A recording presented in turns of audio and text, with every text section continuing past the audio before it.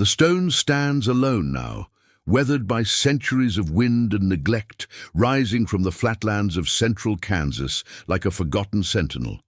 Most travelers pass it without a second glance, dismissing it as another geological oddity in a landscape full of them. But those who stop, those who place their hands against its surface and feel the faint vibration that seems to pulse from somewhere deep within, they begin to understand that this is no ordinary rock. This is something else entirely, something that was never meant to be forgotten. The year was 1847, when the first European settlers arrived in what they called the Great American Desert. They came with wagons loaded with dreams and tools forged in distant factories, ready to tame a wilderness they believed had never known civilization. But as they pushed westward across the endless prairies, they encountered something that challenged everything they thought they knew about this empty land. They found the stones, dozens of them, scattered across the plains like chess pieces, abandoned mid-game by giants who had simply walked away. Some stood alone, towering monoliths of granite and basalt that seemed impossibly out of place in a landscape dominated by grass and sky. Others clustered together in geometric patterns that defied natural explanation, their surfaces carved with symbols that no one could read and channels that seemed designed to catch the wind. The settlers called them Indian monuments, sacred stones, or simply the old ones. But the indigenous peoples who had lived on these lands for generations told a different story. They spoke of the singing stones, monuments left behind by a people who had vanished long before memory began, a civilization that had learned to harness the voice of the earth itself. Jonathan Whitmore was a surveyor for the United States Geological Survey, sent to Kansas in the spring of 1873 to map the territory for the expanding railroad networks. He was a practical man, educated at Harvard and trained to trust only what could be measured and recorded. But his field journals, preserved now in the archives of the Smithsonian Institution, tell a story that challenges the boundaries of what he was prepared to believe. On the morning of April 17th, Whitmore and his team arrived at a site they had marked on their maps as Monument Ridge, a low rise in the prairie where three massive stone pillars stood in perfect triangular formation. Each pillar measured exactly 47 feet in height, and each was carved from a different type of stone. The first was red granite, the second black basalt, and the third a pale limestone that seemed to glow in the morning light. Whitmore noted that the stones were placed precisely 333 feet apart, and that the angles between them corresponded exactly to the cardinal directions. But it was what happened next that transformed Jonathan Whitmore from a skeptic into a believer. As the sun rose higher and the wind began to blow across the plains, the stones began to sing. Not a sound that could be easily described, not a melody or a harmony in any conventional sense, but a deep, resonant hum that seemed to emerge from the earth itself and rise through the stones like water through a fountain. The sound was felt as much as heard, a vibration that passed through the bodies of the surveyors and left them standing in stunned silence, their instruments forgotten in their hands. Whitmore spent 3 weeks at Monument Ridge, measuring, documenting, and trying to understand what he was witnessing. He discovered that the stones were not solid but hollow, their interiors carved with a complex network of channels and chambers that amplified and directed sound in ways he could not explain. He found that the carvings on their surfaces were not decorative but functional, designed to catch the wind at specific angles and frequencies. And he learned that the triangular arrangement was not arbitrary but essential, creating a resonant field that extended far beyond the visible boundaries of the monument. In his final report to the survey, Whitmore wrote words that would cost him his reputation and eventually his career.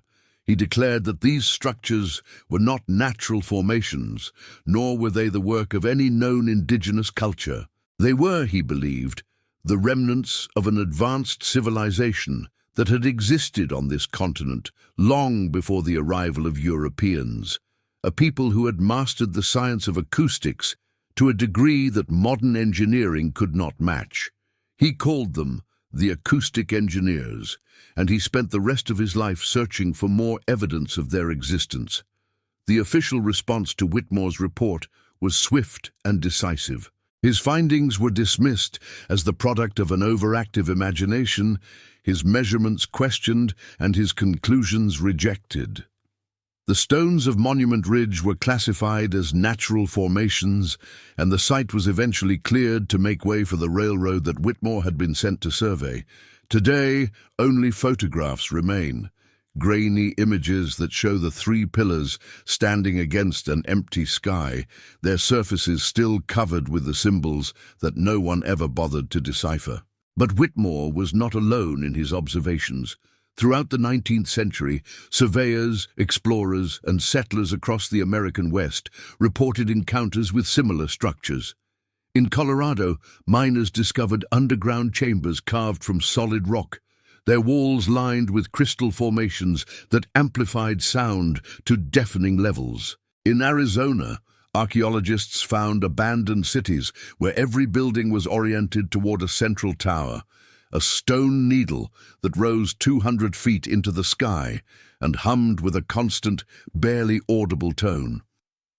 In California, railroad workers uncovered a network of tunnels that seemed to connect distant sites through passages carved with acoustic precision, their dimensions calculated to carry sound for miles through solid earth. Each discovery was met with the same response: dismissed, explained away, or simply buried in the archives of institutions that had no framework for understanding what they were seeing. The Acoustic Obelisks of America became one of history's great forgotten mysteries, their existence acknowledged only in the private journals of those who had witnessed them and the oral traditions of indigenous peoples who remembered what the modern world chose to forget. The questions that haunted Jonathan Whitmore still echo across the plains today. Who built these structures, and why? What technology allowed them to carve precise channels through solid granite, to calculate acoustic frequencies that modern instruments can barely measure, to create resonant fields that seem to tap into some fundamental property of the earth itself? And perhaps most troubling of all, what happened to them? Where did an entire civilization of acoustic engineers disappear to, leaving behind only their silent monuments and the fading memory of a sound that once filled the American sky? The answers may lie in the stones themselves, in the symbols that still cover their surfaces, in the chambers that still pulse with vibrations too low for human ears to detect. But to find those answers, we must first learn to listen. We must set aside the assumptions that have blinded us for generations and approach these monuments not as curiosities to be explained away, but as messages from a past that is far more complex than we have been taught to believe. The wind still blows across the Kansas plains, and somewhere beneath the surface, the stones are still singing. The only question is whether we are ready to hear what they have to say. Check if you are already subscribed to this channel. Every week, we uncover the hidden histories that official narratives have erased. If you believe that the past holds secrets worth discovering, join us on this journey of remembrance and revelation. The city of St.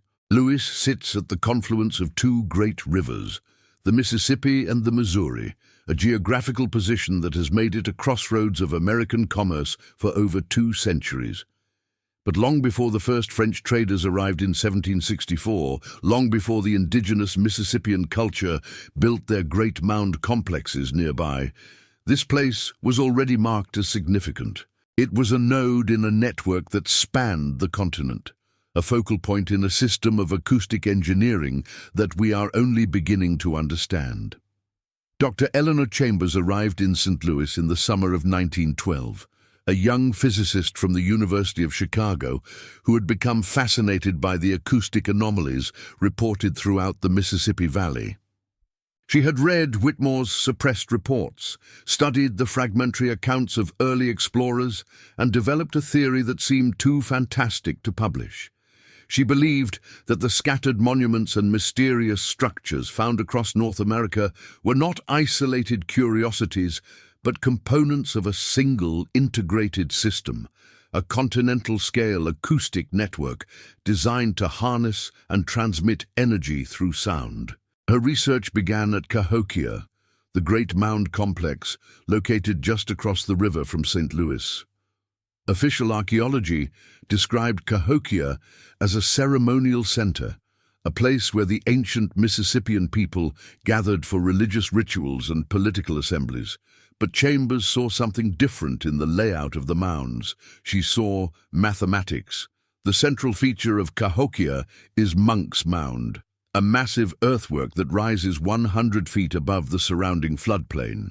It is the largest prehistoric earthen structure in the Americas, covering 14 acres at its base and containing an estimated 22 million cubic feet of soil.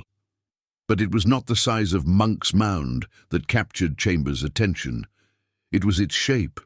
When viewed from above, Monk's Mound forms a precise rectangle, its sides oriented exactly to the cardinal directions with an accuracy that modern surveyors have measured at less than 1 degree of deviation. The dimensions of the mound follow a specific ratio, approximately 1.618 to 1, a proportion known to mathematicians as the golden ratio and found throughout nature in the spiral of shells, the branching of trees, and the arrangement of seeds in a sunflower. This same ratio appears in the spacing between the other mounds at Cahokia, in the layout of the Great Plaza, and in the positioning of the wooden posts that once formed the structure known as Woodhenge. Chambers spent 3 years documenting the geometric patterns at Cahokia, and what she discovered was remarkable. The entire complex was designed as an acoustic instrument, a massive resonating chamber that used the specific proportions and orientations of its structures to capture, amplify, and direct sound. The mounds were not burial sites or platforms for temples, though they may have served those purposes as well. They were acoustic reflectors, their slopes calculated to bounce sound waves towards central gathering points, where the amplified vibrations could be experienced by thousands of people simultaneously. But Cahokia was only the beginning. As Chambers expanded her research, she found that the geometric principles observed at the mound complex appeared throughout the region. Smaller mound sites located at regular intervals along the Mississippi Valley displayed the same proportions, the same orientations, and the same acoustic properties as the great center. They were, she realized, relay stations, nodes in a network designed to transmit sound across hundreds of miles. The mechanism was elegant in its simplicity. Sound waves generated at one node would be amplified by its acoustic structures and directed toward the next node in the network, where they would be received, amplified again, and passed along. The process could continue indefinitely, allowing messages or energy to travel from the Gulf of Mexico to the Great Lakes, from the Atlantic seaboard to the Rocky Mountains. It was, in effect, a continental telegraph system operating without wires or electricity, using only the natural properties of sound and the precision engineering of its builders. Chambers documented her findings in a series of papers that she submitted to the leading scientific journals of her day. Everyone was rejected. The editors cited a lack of evidence, methodological concerns, and the inherent implausibility of her conclusions. How could a primitive civilization, they asked, have developed engineering capabilities that exceeded anything known to modern science? How could earthen mounds, no matter how precisely constructed, generate and transmit acoustic energy across such vast distances? And perhaps most damning of all, if such a network had existed, why had no trace of it survived into the historical era? The last question troubled Chambers most of all. She had demonstrated that the geometric patterns existed, that the acoustic properties were measurable, and that the network topology was consistent across thousands of miles. But she could not explain what had happened to the people who built it, or why their sophisticated technology had been completely forgotten. The answer, she suspected, lay in what she called the Great Silence, an event or series of events that had destroyed not only the acoustic network, but all memory of its existence. Her search for evidence of this catastrophe led her far from the mound complexes of the Mississippi Valley into the desert southwest, where a different kind of monument told a similar story. The stone towers of the Four Corners region, long dismissed as watchtowers or defensive structures, displayed the same geometric proportions and acoustic properties as the earthen mounds of the East. They were built from different materials and in different environments, but they served the same purpose. They were nodes in the network, relay stations designed to capture the vibrations of the Earth and transmit them across the continent. At Chaco Canyon in New Mexico, Chambers found the most compelling evidence for her theory. The great houses of Chaco, massive stone structures containing hundreds of rooms, were not dwellings in any conventional sense. Their rooms were too uniform, their walls too thick, and their layouts too precise to have served as residences for living people. They were, she believed, acoustic amplifiers, their chambers tuned to specific frequencies and connected by carefully calculated corridors that directed sound towards central receiving points. The road system of Chaco confirmed her suspicions. 30 great roads radiated from the canyon like spokes from a wheel, each running in a perfectly straight line for dozens of miles, regardless of the terrain they crossed. Archaeologists had long puzzled over these roads, which seemed too wide and too labor-intensive for simple transportation. Chambers offered a different explanation. The roads were not for walking.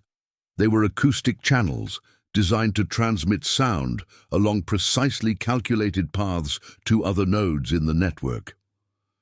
She tested her theory by generating tones at specific frequencies along one of the roads and measuring the acoustic response at different distances.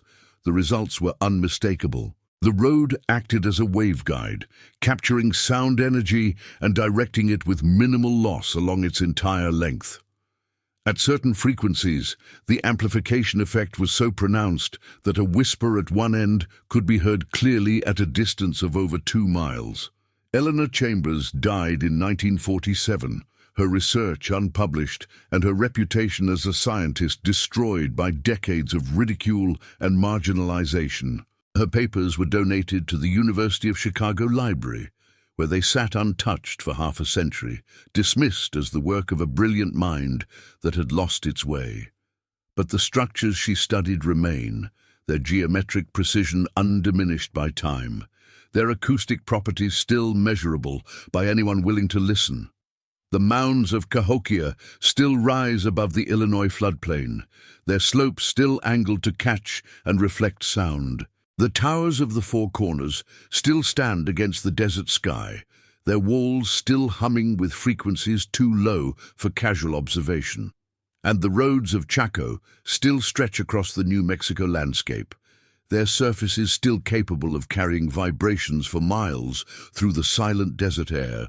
The network Eleanor Chambers discovered has been broken, its nodes disconnected, its frequencies scattered. But its architecture remains, carved into the landscape of America like a message waiting to be read. The question is not whether it existed. The evidence for that is overwhelming. The question is who built it, what it was for, and what happened to bring the great silence that erased it from human memory. The basement of the Smithsonian Institution contains over 150 million objects, the accumulated material heritage of a nation that has always been better at collecting things than understanding them. Most of these objects will never be displayed, never be studied, and never be acknowledged in any official capacity. They exist in a kind of institutional limbo, catalogued but forgotten, preserved but never examined. Among them, locked in a temperature-controlled vault that has not been opened in over 60 years, are the remains of something that should not exist. The crate arrived at the Smithsonian in 1891, shipped from a construction site in Denver, where workers digging the foundation for a new hotel had uncovered a chamber carved from solid bedrock. Inside the chamber, they found equipment. Not pottery or arrowheads or any of the artifacts typically associated with prehistoric American cultures, but precision-machined components made of metals and alloys that contemporary metallurgists could not identify. There were tubes and cylinders, gears and resonators, devices whose purpose was unclear, but whose craftsmanship was undeniable. And at the center of the chamber, mounted on a pedestal of polished stone, was the object that would eventually be classified as Artifact 1891-7743, the Denver Oscillator. The oscillator was approximately 18 inches in diameter and 12 inches tall, a cylindrical device constructed from an alloy that appeared to be primarily copper but contained trace elements that no one had seen before. Its surface was covered with symbols similar to those found on the Acoustic Obelisks, and its interior contained a complex arrangement of chambers, channels, and resonating elements that defied easy analysis. Most remarkably, when the device was struck or vibrated, it produced a sustained tone at a frequency of exactly 7.83 Hertz, a frequency that would not be identified until nearly 70 years later as the Schumann resonance, the fundamental frequency at which the electromagnetic field of the Earth itself vibrates. The official report on the Denver find, written by Smithsonian curator Thomas Hartley, acknowledged the anomalous nature of the artifacts, but attributed them to an unknown European explorer who must have carried them to the Americas at some point in the distant past. The report did not explain how a European explorer could have possessed technology that exceeded anything available in Europe at the time, or how the artifacts had ended up in a chamber carved from bedrock that showed no signs of tools or mining equipment. The questions were simply not asked, and the crate was sealed and sent to storage, where it has remained ever since.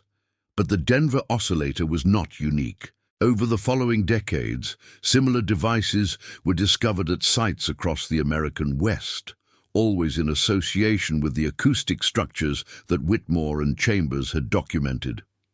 In Nevada, prospectors found oscillators embedded in the walls of underground chambers that appeared to be natural caves, but were carved with the same geometric precision as the great houses of Chaco. In Montana, railroad surveyors uncovered oscillators buried beneath stone monuments that the local indigenous peoples called the Singing Rocks. And in Oklahoma, oil drillers struck not petroleum but metal, a cache of oscillators buried at a depth of over 200 feet in sediment that geological analysis dated to the last ice age. Each discovery followed the same pattern.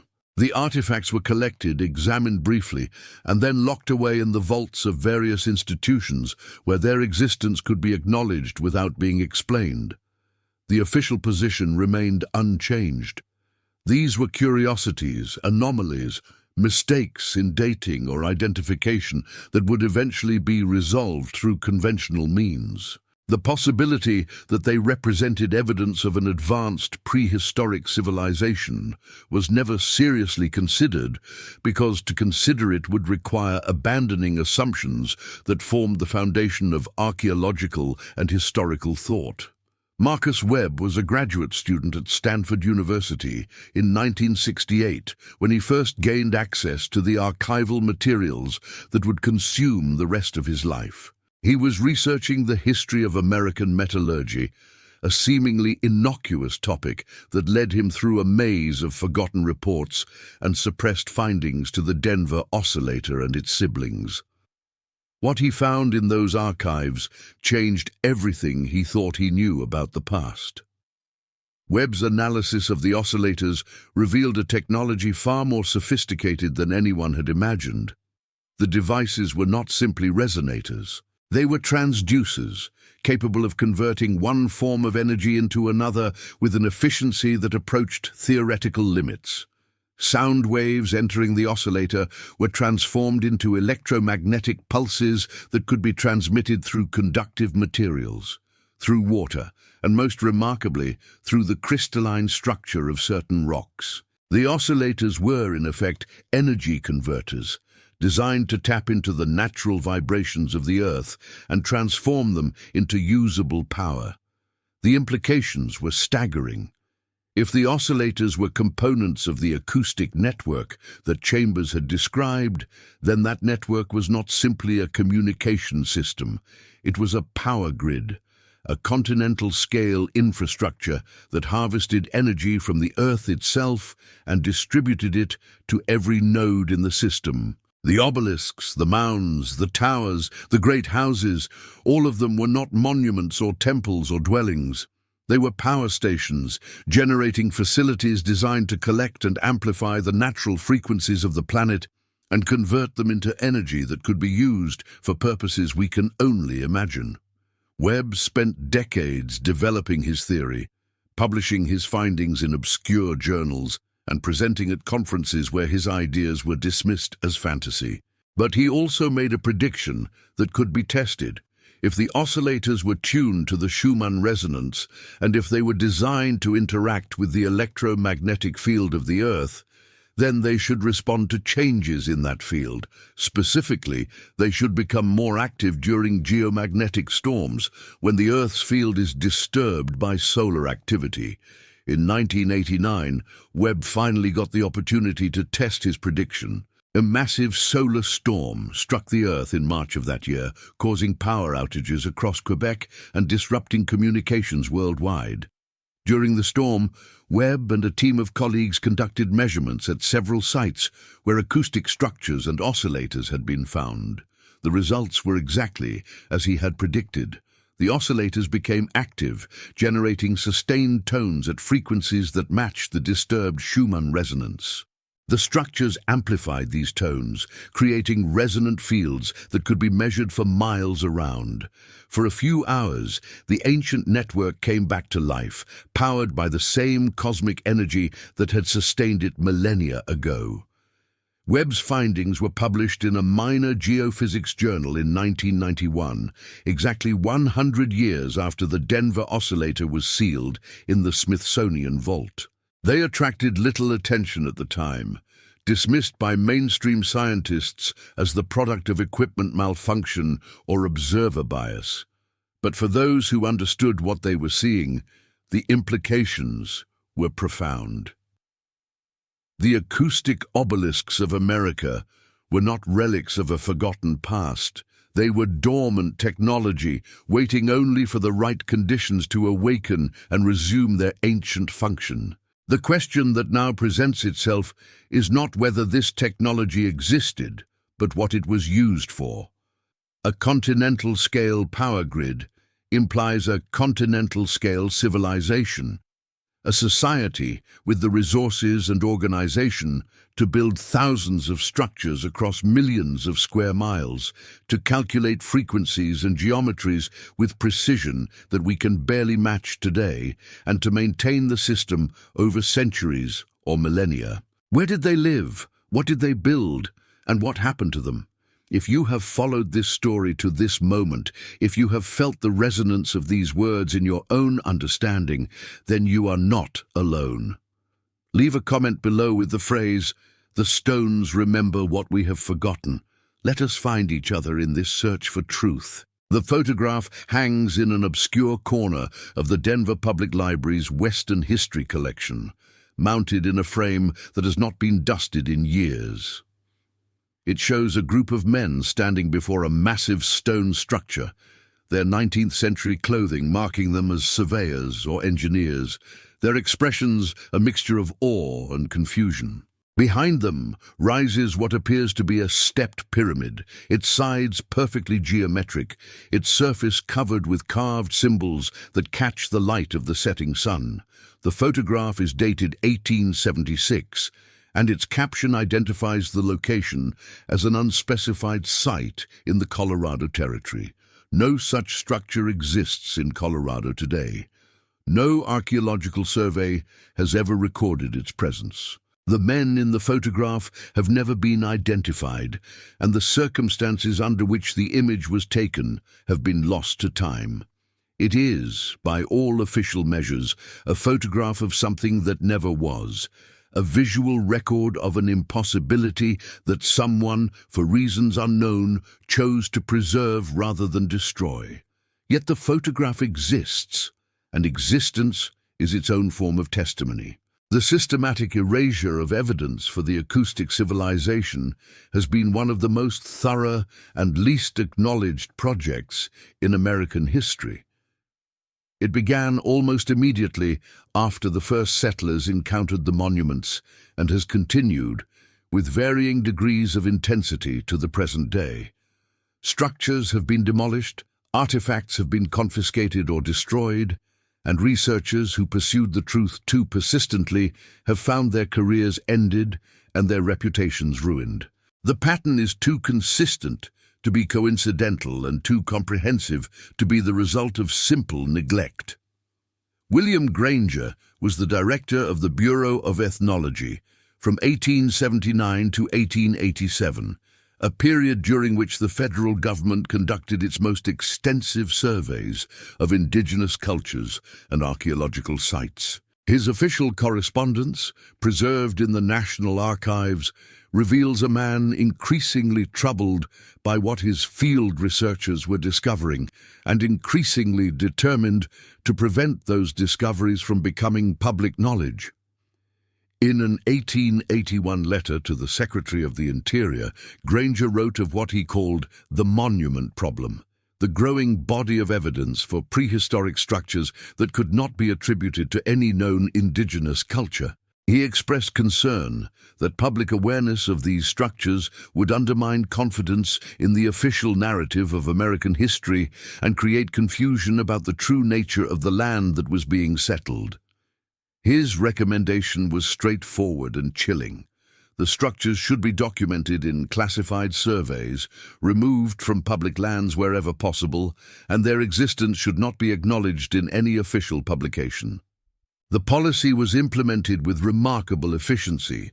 Over the following decades, hundreds of acoustic monuments were demolished, their stones broken up and used for road construction, their sites plowed under for farming, their existence erased from maps and memory.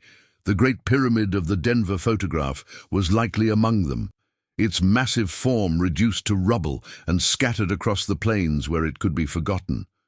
But not everything could be destroyed. Some structures were too large, too remote, or too deeply embedded in the landscape to be easily eliminated. The mounds of Cahokia, the towers of the Four Corners, the roads of Chaco, these survived because they could be reinterpreted, assigned to known indigenous cultures, and explained in ways that did not threaten the accepted understanding of American history. They became archaeological sites, studied by generations of researchers who asked only the questions they were permitted to ask and found only the answers they were permitted to find. The suppression extended beyond physical structures to the people who remembered them. The indigenous communities who had preserved oral traditions about the acoustic civilization were subjected to intensive assimilation programs designed to break the chain of cultural transmission. Children were removed from their families and sent to boarding schools where they were forbidden to speak their languages or practice their traditions. Elders who held the old knowledge died without passing it on, and the stories that had survived for millennia began to fade from living memory. Helena Standing Bear was one of the last to remember. Born on the Pine Ridge Reservation in 1892, she was taken to the Carlisle Indian Industrial School at the age of 8 and spent 12 years being educated in the ways of the dominant culture. But she never forgot the stories her grandmother had told her before she was taken away. Stories about the time before the silence, when the stones sang and the earth itself was alive with power. In 1964, at the age of 72, Helena agreed to be interviewed by an anthropologist from the University of Nebraska who was documenting traditional Lakota beliefs. The recording of that interview, nearly 6 hours long, has never been published in full, but portions of it have circulated among researchers, and they contain some of the most detailed first-hand accounts of the acoustic civilization ever recorded. Helena described a world in which the monuments were not objects of worship, but tools of daily life. The people who built them, she said, were not gods or spirits, but engineers, men and women who understood the laws that governed sound and energy and used that understanding to create a civilization of abundance and harmony.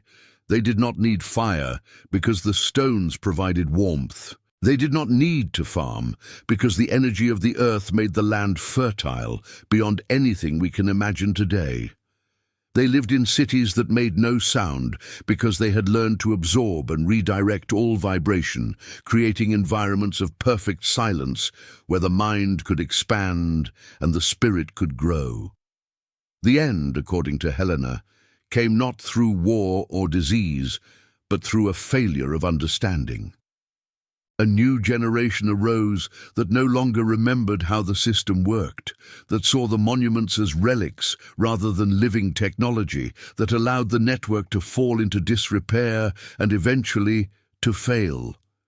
When the resonance stopped, the abundance ended. The cities emptied, the people scattered, and those who remembered tried to pass their knowledge to those who came after, but the chain was broken. The frequency was lost, and the silence that descended has never been lifted. Helena Standing Bear died in 1971, and with her passed one of the last direct connections to the oral tradition that had preserved the memory of the acoustic civilization for generations. Her interview recordings were classified by the university that sponsored them, and her story joined the countless others that have been deliberately forgotten. But silence is not the same as absence. The structures remain, their frequencies still measurable, their geometry still precise. The artifacts remain, locked in vaults and basements where they wait for someone to ask the right questions.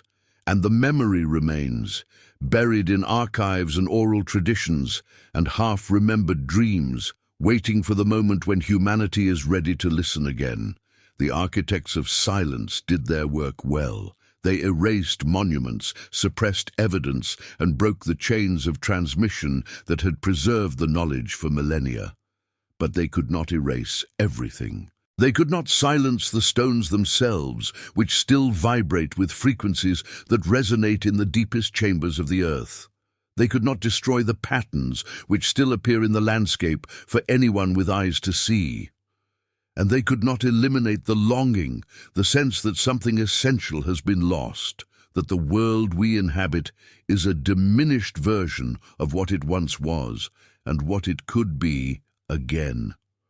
The search for the acoustic civilization is not an academic exercise. It is a quest for recovery, an attempt to reclaim something that was taken from all of humanity, regardless of culture or ancestry. The monuments belong to everyone, and the knowledge they encode is the birthright of every person who has ever wondered why the world feels incomplete, why progress has not brought fulfillment, why the silence of modern life seems to echo with the absence of something we cannot name.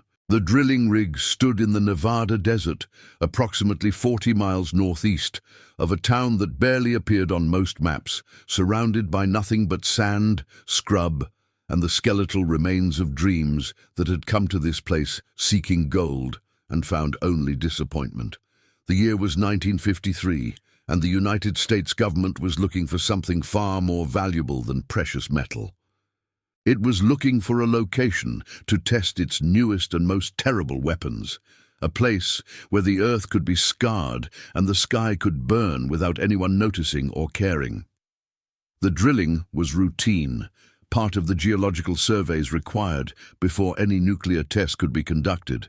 The engineers were looking for fault lines, water tables, and underground cavities that might complicate the detonation. What they found instead was a chamber, sealed and intact, located at a depth of 340 feet beneath the desert floor. The chamber was roughly circular, approximately 60 feet in diameter, with walls of polished stone that reflected the light of the engineer's lamps like mirrors. The floor was covered with a fine dust that had accumulated over what must have been centuries or millennia of absolute stillness.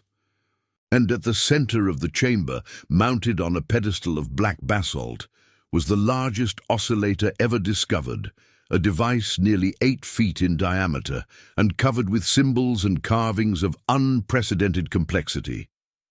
The discovery was immediately classified. The drilling site was sealed, the workers were transferred to other projects, and the official records were altered to show that nothing unusual had been found. But the oscillator remained where it was, too large and too deeply buried to be easily removed, too significant to be destroyed without understanding what it was.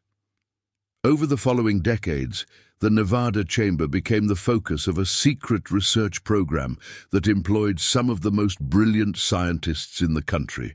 They studied the oscillator, analyzed its construction, and attempted to understand the principles that governed its operation. Their findings, preserved in documents that remained classified until their accidental release in 2016, reveal a technology that exceeded anything modern science has achieved. The oscillator was not powered by any external source. It was self-sustaining, drawing energy from the vibrations of the Earth itself and converting that energy into a stable, continuous tone that could be measured but not stopped. The frequency of the tone was not fixed, but variable, shifting in response to changes in the Earth's electromagnetic field, solar activity, and even the gravitational influence of the Moon. It was, the researchers concluded, a receiver and transmitter designed to interact with natural forces on a planetary scale. More remarkably, the chamber in which the oscillator was housed was not a random location. It was precisely situated at the intersection of several geological features that amplified and focused the Earth's natural vibrations, creating a node of extraordinary energy density. The researchers calculated that the chamber was connected, through the crystalline structure of the surrounding rock, to similar nodes located thousands of miles away. The oscillator was not operating in isolation. It was part of a network that had been dormant for millennia but had never been truly shut down. Dr. Raymond Chen was the lead physicist on the Nevada project from 1961 to 1973. His personal journals, recovered from his estate after his death in 2012, describe his growing conviction that the oscillator and its network represented technology that modern science was not yet capable of understanding, let alone replicating. Chen believed that the acoustic civilization had discovered something fundamental about the nature of reality, something that our physics textbooks still do not acknowledge. They had learned that the universe itself is not silent, but singing, that every particle and wave and force is part of a vast symphony of vibration that extends from the quantum scale to the cosmic. They had learned to listen to that symphony, to understand its patterns, and to use that understanding to create technology that worked with the natural order rather than against it. The oscillators were instruments in that symphony, Chen wrote. They were designed to capture specific frequencies from the cosmic background, amplify them through geometric resonance, and direct them toward useful purposes. The obelisks and mounds and towers were the visible components of a system that extended far beneath the surface, through networks of underground chambers and channels that conducted vibration through the body of the Earth like blood through veins. But the most startling of Chen's conclusions concerned the purpose of the network. It was not, he believed, simply a power generation system, although it certainly served that function. It was a consciousness amplifier, a technology designed to expand the mental and spiritual capabilities of those who used it. The acoustic civilization had learned that human consciousness itself is a vibrational phenomenon, and that by tuning that vibration to the frequencies of the Earth and the cosmos, extraordinary states of awareness could be achieved. Chen's theories were never published, and his colleagues on the Nevada project dismissed them as the wanderings of a mind that had spent too long contemplating the incomprehensible. But his observations about the physical properties of the oscillator and its network were confirmed by every test the team conducted. The technology was real. The network was real. And somewhere, beneath the surface of the Earth, it was still operating, still vibrating, still waiting for someone to understand what it was and what it could do. The Nevada chamber was eventually sealed with concrete, buried beneath the radioactive debris of nuclear tests that transformed the surrounding desert into a poisoned wasteland. The oscillator remains there still, pulsing with its eternal tone in the darkness beneath the Earth, connected to a network that spans the continent and perhaps the world. Other chambers have been discovered in the decades since, in locations as diverse as the Appalachian Mountains of Virginia, the forests of northern Minnesota, and the remote islands of the Pacific Northwest. Each contains similar devices, each is connected to the larger network, and each has been classified and concealed by authorities who are determined to prevent the public from learning what lies beneath their feet. The resonance continues, unheard by most, but felt by all. It manifests as a vague sense of unease, a feeling that something is wrong with the world, a longing for a connection that seems to have been severed.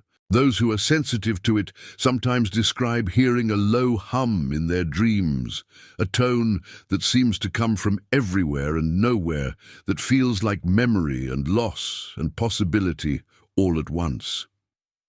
The acoustic civilization did not disappear.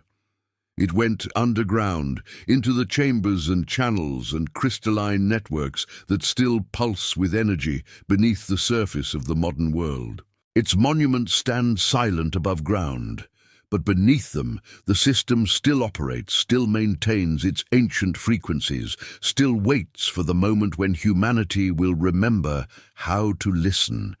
The morning of September 19th, 2018, began like any other in the small town of Harmony, Kansas. Population 437, located in the geographic center of the continental United States. Harmony had been built in the 1880s on land that the original settlers considered unremarkable, a flat expanse of prairie distinguished only by a single stone pillar that rose from the ground at the town's northern edge. The pillar had been there when the settlers arrived, and it had remained there ever since, weathering the decades without apparent change, a curiosity that the townspeople had long since stopped noticing. At 7:43 that morning, the pillar began to sing. The sound was unlike anything the residents of Harmony had ever heard. It was a low, sustained tone that seemed to emerge not from the pillar itself, but from the earth beneath it, a vibration that passed through the ground and into the bodies of everyone within range. Windows rattled, dishes fell from shelves, and animals throughout the town began to howl and bark and wail in response to frequencies that human ears could barely perceive. Within an hour, reports were flooding in from across the region. Similar sounds had been detected in Colorado, Nebraska, Oklahoma, and Missouri. The network of seismic monitors that covered the central United States recorded unusual activity at dozens of locations, concentrated along lines that corresponded, when mapped, to the ancient roads and alignments that researchers like Eleanor Chambers had documented a century before. Dr. Sarah Mitchell was a geophysicist at the University of Kansas, specializing in the study of unusual seismic phenomena. She had spent her career debunking claims of acoustic anomalies and mysterious vibrations, maintaining the skeptical stance that her profession demanded. But what she witnessed on September 19th forced her to reconsider everything she thought she knew. The seismic data showed a pattern that should have been impossible. The vibrations were not random or chaotic, the typical signature of natural geological activity. They were organized, coherent, and synchronized, as if hundreds of separate sources across the continent were operating in perfect coordination. The frequency was consistent, hovering at exactly 7.83 Hz, the Schumann resonance that Chen and Webb had identified decades before, and the intensity was increasing, rising hour by hour as more nodes in the ancient network came online. Mitchell assembled a team and drove to Harmony, arriving just as the sun was setting on a town that had been transformed. The stone pillar, which had stood silent for as long as anyone could remember, was now surrounded by a visible disturbance in the air. A shimmering effect like heat rising from summer pavement, but somehow more substantial. The tone it produced had shifted from a barely perceptible hum to a clear, resonant note that filled the evening air with a sound that was felt as much as heard. The townspeople had gathered in the streets, their faces showing a mixture of fear and wonder that Mitchell had never seen before. They reported strange experiences, visions and sensations that defied easy explanation. Some described feeling connected to something larger than themselves, a sense of unity with the earth and the sky and each other that brought tears to their eyes. Others spoke of memories that were not their own, images of a world that had existed before this one, a civilization of light and sound that had flourished where Harmony now stood. Mitchell's instruments confirmed what her senses were telling her. The pillar was generating a powerful electromagnetic field, far stronger than anything that should have been possible from a passive stone structure. The field extended outward in a spherical pattern, encompassing the entire town and reaching towards similar fields that her colleagues were detecting at other sites across the region. The nodes were connecting, forming a network that had not operated for thousands of years. Over the following days, the phenomenon intensified. Additional pillars and monuments across the country came online, their combined energy creating a resonant field that covered most of the North American continent. The effects were profound and unprecedented. People reported heightened states of awareness, increased empathy and connection, and a sense of peace and clarity that many described as the most significant experience of their lives. But there were also challenges. The energy interfered with electronic communications, disrupted power grids, and created navigational problems for aircraft and satellites. Governments around the world struggled to understand what was happening and how to respond. Some called for the monuments to be destroyed, fearing the unknown effects of the awakening network. Others advocated for study and protection, recognizing that something of immense significance was occurring. The debate continues to this day, as the network remains active and the world grapples with the implications of its existence. Scientists have begun to study the monuments in earnest, finally asking the questions that should have been asked a century ago. Researchers are working to understand the technology that created the network, the civilization that built it, and the purposes for which it was designed. And ordinary people in growing numbers are traveling to the sites where the monuments stand, seeking to experience for themselves the resonance that has awakened after millennia of silence. What happens next is not yet written. The acoustic civilization left us their technology, embedded in the landscape and waiting for the moment when we would be ready to rediscover it. But they did not leave us instructions. They did not tell us how to use what they built or what consequences might follow from its awakening. That knowledge, if it exists at all, must be recovered through study and intuition and the willingness to listen to what the stones have been trying to tell us all along. The monuments are speaking again after an eternity of silence. Their frequencies are resonating through the earth and the air and the bodies of everyone who stands within their range. The network is rebuilding itself, connecting nodes that have been dormant for ages, creating a web of energy and consciousness that spans the continent. We stand at a threshold, a moment of possibility that our ancestors could only dream of. The acoustic civilization achieved something extraordinary, a harmony between human consciousness and the fundamental frequencies of the cosmos. They lived in a world where energy was abundant, where communication was instantaneous, where the boundaries between individual minds dissolved into a shared awareness that encompassed millions. And then, for reasons we do not yet understand, they lost it all. The silence that followed lasted for millennia. Empires rose and fell on the ruins of their monuments. Civilizations came and went without ever suspecting what lay beneath their feet. The memory of what had been was erased, suppressed, forgotten. Until now, the awakening is not an ending, it is a beginning. The technology of the acoustic civilization is becoming available to us once again, not through the efforts of governments or corporations, but through the simple fact that the network has survived and is ready to be used.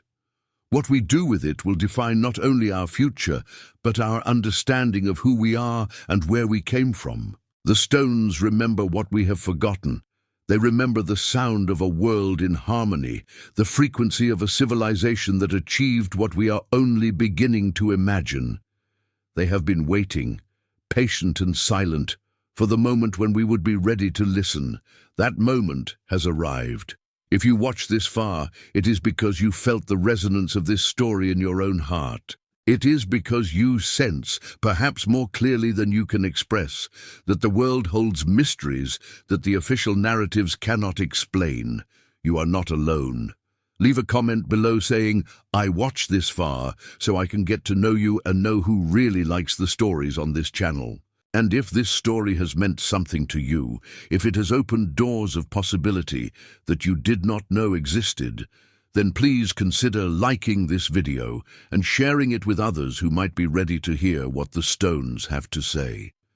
Together, we can begin the work of recovery, of remembrance, of awakening. Together, we can learn to listen to the frequencies that have been calling to us all along. The silence is ending. The resonance is beginning. And the story of the acoustic obelisks is only the first chapter in a history that we are just starting to remember. Subscribe to this channel to continue this journey with us. Every week, we explore the hidden histories and forgotten technologies that official narratives have tried to erase. Every week, we take another step toward understanding who we really are and what we are capable of becoming. The stones are singing again. Are you ready to listen?